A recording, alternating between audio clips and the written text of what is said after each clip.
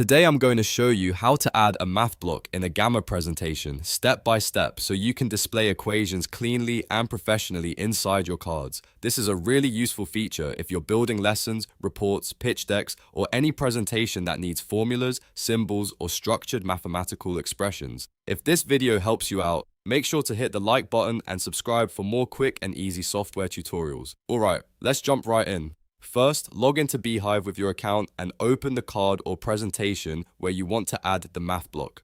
Once you're inside your Gamma workspace, make sure you're editing the correct card so you can place the equation exactly where you want it to appear. Next, click inside an active text area or on a blank line within the card. This is important because Gamma needs your cursor to be placed in the right spot before you can insert a new block. If you click in the wrong area, the command menu may not appear the way you expect. Now type /mathblock.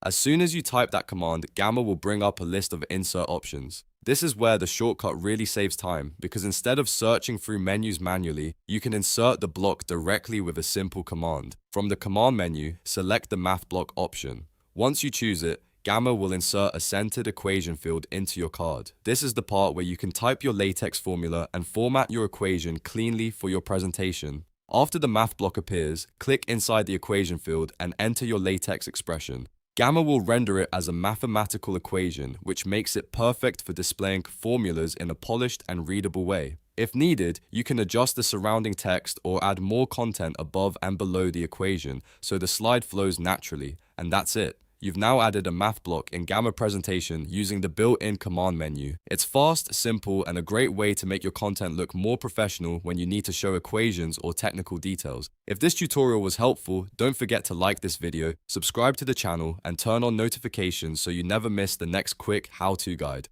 Thanks for watching, and I'll see you in the next one.